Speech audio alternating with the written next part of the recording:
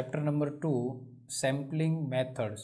तो इस चैप्टर के अंदर जो सैम्पलिंग होता है, सैम्पलिंग मतलब डेटा कलेक्शन जो करना है, उसके लिए डेटा कलेक्शन से पहले जो हमें डिसाइड करना होता है कि सैंपल्स क्या लेंगे, कितने लेंगे, कहाँ से लेंगे, वो सब इस चैप्टर के अंदर देखना है। सो फर्स्ट आता है पॉपुलेशन एंड सैंपल स्टडी। मतलब आप जो स्टडी करने जा रहे हो, जो रिसर्च करने जा रहे हो, वो जो है उसके अंदर क्या सैंपल के बेस पे रिसर्च हो सकता है, तो फिर आप सैंपल कलेक्ट कर लेते हो और उस सैंपल के रिसर्च से आप उसका स्टडी वो कर देते हो। लेकिन कई बार ऐसा होता है कि आपको उसके लिए पॉपुलेशन का डेटा, मतलब पॉपुलेशन मतलब पूरा डेटा, और सैंपल मतलब जो पूरा डेटा है उसमें से रैंडमली आप कोई डेटा सेलेक्ट कर लेते हो कोई सैम्पलिंग टेक्निक से, तो वो सैम्पलिंग हो जाता है, मतलब सैंपल डेटा हो जाता है, और जो ओरिजिनल पूरा डेटा है वो पॉपुलेशन होता है। तो इस तरीके से पॉपुलेशन एंड सैंपल स्टडी इसके अंदर होता है। पहले वो डिसाइड करते हैं कि आपको पॉपुलेशन का स्टडी करना है या सैंपल स्टडी करना है। उसके बाद में आता है सैम्पलिंग फ्रेम एंड डिज़ाइन। तो सैम्पलिंग के लिए उसकी फ्रेम मतलब उसका स्ट्रक्चर, कि आप जो सैंपल कलेक्ट करने वाले हो, जो सैम्पलिंग मेथड आप यूज़ करने वाले हो, उसका फ्रेम और उसका डिज़ाइन किस तरीके से होगा वो डिसाइड कर लेते। उसके बाद में आता है कि सैंपल साइज़ आपको डिसाइड करना है।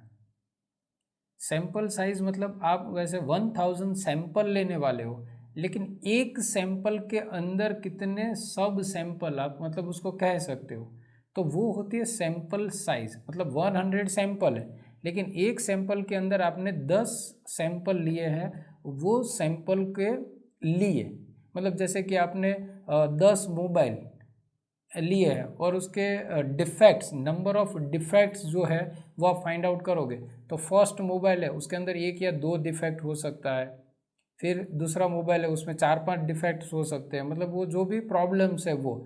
तो एक सैंपल है हमारा एक मोबाइल, तो उसके अंदर नंबर ऑफ जो डिफेक्ट्स है वो 2, 4 या तो कई बार सभी में सेम लेते हैं, कई बार वो सैंपल साइज है वो डिफरेंट लेते हैं। तो एक सैंपल के अंदर आप कितने सैंपल ले रहे हो वो होता है सैंपल साइज। और कई बार होता है कि आप नंबर ऑफ सैंपल, मतलब एक सैंपल के अंदर कोई सब सैंपल आप नहीं ले रहे हो, वो खुद ही सैंपल है, तो आपने ऐसे 100 सैंपल लिए और 100 सैंपल ही आपके सैंपल साइज बन जाते हैं। तो ये होता है सैंपल साइज। तो ये सैंपल साइज है वो आपके स्टडी पे डिपेंड होता है, कि जैसे कि nature of population, nature of study, आप जो स्टडी करने वाले हो वो जो डेटा है, वो जो रिसर्च है उसका नेचर कैसा है, उस पर डिपेंड होता है सैंपल साइज। उसके बाद आता है प्रिंसिपल ऑफ सैम्पलिंग। मतलब सैम्पलिंग के प्रिंसिपल्स क्या हो सकते हैं। सो फर्स्ट है statistical regularity.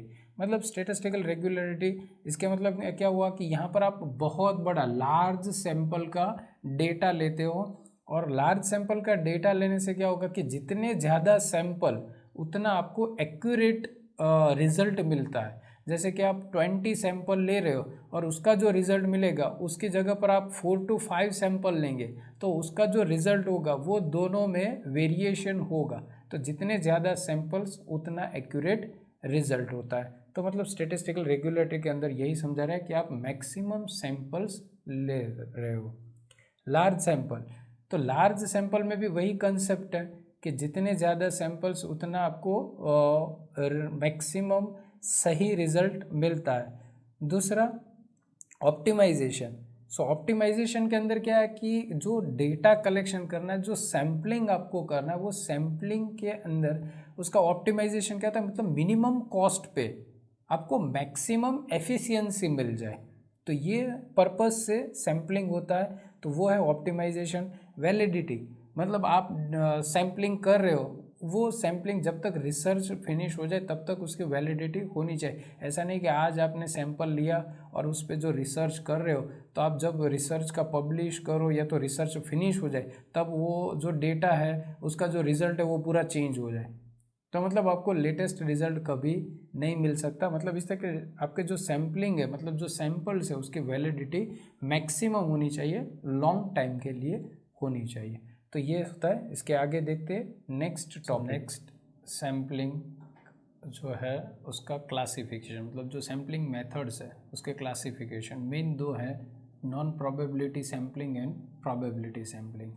So non probability samplings के अंदर हम देखते हैं कि जिसके अंदर प्रोबेबिलिटी को इतना इम्पोर्टेंस नहीं दिया जाता, ऐसे जो सैम्पलिंग्स हो जाता है।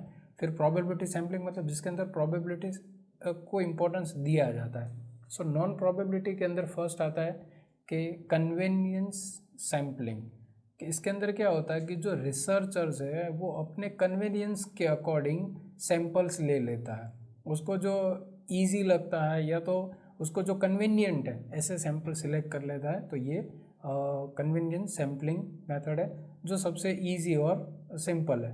जजमेंटल सैम्पलिंग मतलब जो भी आप सैंपल ले रहे हो, ठीक है, उसका फिर कोई जजमेंट आता है, तो ये कन्वीनियंस सैम्पलिंग है, उसमें थोड़ा रिस्ट्रिक्शन आप कह सकते हो कि उसके बाद में ये बेसिक है तो इसको थोड़ा अपर लेवल की मेथड आप कह सकते हो, मतलब थोड़ा रिस्ट्रिक्शन इसके अंदर आता है कि जजमेंटल मतलब जिसके अंदर जजमेंट कुछ किया जाता है। नेक्स्ट है कोटा सैम्पलिंग।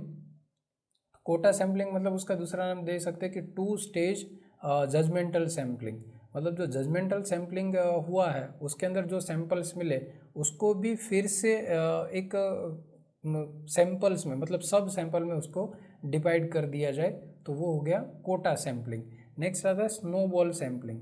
तो स्नोबॉल सैम्पलिंग के अंदर क्या होता है कि जो डेटा है जैसे कि माइनॉरिटी पॉपुलेशन है, सो माइनॉरिटी पॉपुलेशन है वो डेटा ऑलरेडी होता है, तो उसके अंदर से फिर इंटरव्यूज के थ्रू या तो कोई तरीके से उस जो रिस्पोंडेंट है उसका इंटरव्यू किया जाता है, ठीक है। मतलब रिस्पोंडेंट मतलब जो भी माइनॉरिटी का ऑलरेडी 100 का डेटा है कि जो 100 का पॉपुलेशन है, सो उसके अंदर से हमें 10 to 20 सैंपल्स चाहिए, तो रैंडमली 10 to 20 उसके अंदर से सिलेक्शन होता है, फिर उसको वो जो रिस्पोंडेंट हो गए और फिर उसके थ्रू वो डेटा कलेक्शन करते हैं, मतलब उसको सैंपल में कंसीडर करते हैं। तो ये है स्नोबॉल सैम्पलिंग। अब नेक्स्ट आता है प्रोबेबिलिटी सैम्पलिंग, मतलब मैक्सिमम सैम्पलिंग के अंदर जो यूज़ होता है वो सब प्रोबेबिलिटी सैम्पलिंग यूज़ होता है, क्योंकि उसके अंदर ऑथेंटिक डेटा और जो रिसर्चर्स है उसका गुड रिसर्च हो सकता है, इस तरीके से डेटा मिलता है। जो ये नॉन प्रोबेबिलिटी के अंदर कोई ना कोई ड्रॉबैक रह जाता है कि उसमें डेटा इतना क्लीन नहीं, एक्यूरेट नहीं, वो सब पॉसिबिलिटीज ज़्यादा है, इसके अंदर थोड़ी कम हो जाती है। सो प्रोबेबिलिटी सैम्पलिंग में सबसे पहले आता है सिंपल रैंडम सैम्पलिंग, मतलब कुछ नहीं, बहुत simply randomly just data select हो जाता है कि जो भी डेटा आपके पास अवेलेबल है, जैसे कि 100 का पॉपुलेशन आपके पास अवेलेबल है, उसमें से सिंपली कोई एक इंटरवल फिक्स कर दो या कोई सिंपल वे से आप रैंडमली या तो रैंडम नंबर टेबल का यूज़ करो, और रैंडम नंबर टेबल के अंदर जो भी आपको नंबर्स मिलते हैं, ठीक है, तो वो नंबर्स के अकॉर्डिंग उसमें से सैंपल सेलेक्ट हो जाता है। सिस्टेमेटिक सैंपल मतलब ये सिंपल रैंडम सैम्पलिंग का पर्टिकुलर केस आप कह सकते हो। तो पर्टिकुलर केस के अंदर कि सिस्टेमेटिक मतलब थोड़ा सिस्टमाइज कर दिया, तो सिस्टम के अंदर क्या हुआ कि इसको आप जैसे कि जो डेटा है उसको लेवल चेंज कर दो, उसका अल्फ़ाबेटिकल जैसे रीअरेंज कर दो, कि अल्फ़ाबेटिकल कर दो, न्यूमेरिकल है तो असेंडिंग डिसेंडिंग आप कर दो, तो ये हो गया थोड़ा सिस्टेमेटिक सैम्पलिंग। स्ट्रैटिफाइड सैम्पलिंग, तो ये सिस्टमेटिक सैम्पलिंग और सिंपल रैंडम सैम्पलिंग का जनरल केस आप कह सकते हो।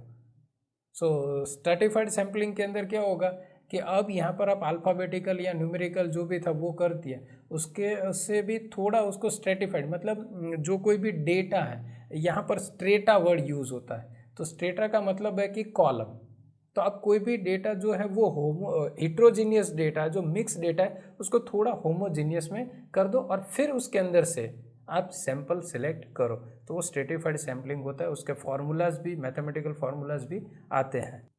क्लस्टर सैम्पलिंग मतलब क्लस्टर सैम्पलिंग का मतलब होता है कि कोई भी जो एरिया है उसका आप क्लस्टर बना दो, छोटे छोटे क्लस्टर, जैसे कि कोई डिस्ट्रिक्ट है तो वो डिस्ट्रिक्ट के जो छोटे छोटे विलेजेस है उसको क्लस्टर आप बना सकते हो। फिर आता है एरिया सैम्पलिंग। एरिया सैम्पलिंग के अंदर क्या होता है कि एरिया वाइज, जैसे कि कोई विलेज होता है तो उसके अंदर रीजियन वाइज एरिया होता है, फिर जो लाइक्स होते हैं, मतलब विलेजेस के जो पीपल्स होते हैं, वो कुछ लोग इस पर्टिकुलर सिस्टम को लाइक करते हैं या फिर कोई दूसरे सिस्टम को लाइक करते हैं। एरिया वाइज भी होता है, मतलब उसके रिगार्डिंग यदि सैम्पलिंग जिसके अंदर सैंपल साइज फिर इम्पोर्टेंस नहीं होती, फिर एरिया को प्रायोरिटी दिया जाता है और उसके अकॉर्डिंग फिर सैम्पलिंग होता है, वो एरिया सैम्पलिंग, मतलब कोई पर्टिकुलर एरिया वाइज सैम्पलिंग होता है वो।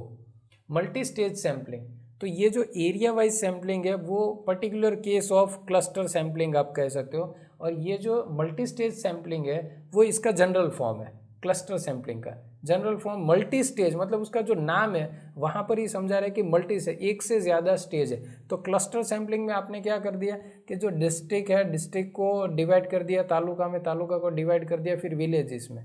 तो यहाँ पर भी वही होता है कि जो मल्टी स्टेज मतलब वो क्लस्टर में सिर्फ जो ओरिजिनल होता है, जैसे कि डिस्ट्रिक्ट है उसको सिर्फ विलेजेस कर दिया, तो वो डायरेक्ट क्लस्टर्स बना दिया आपने।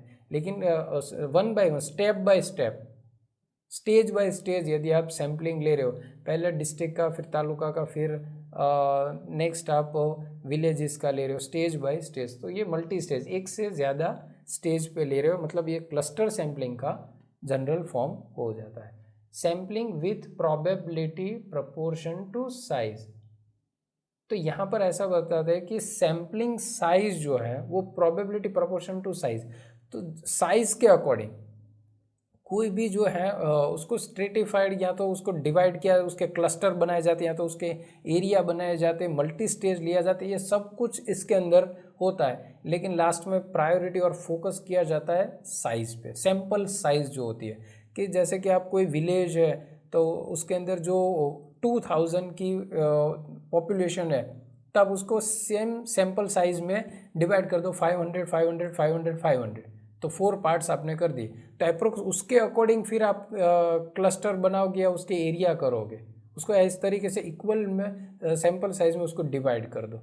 तो उसके रिगार्डिंग यदि फिर भी उसमें से 1 2 3 4 है, तो उसमें से रैंडमली, मतलब sampling with probability proportion to size, कोई भी सिलेक्ट हो सकता है, सभी में आपको सेम साइज मिल जाती है।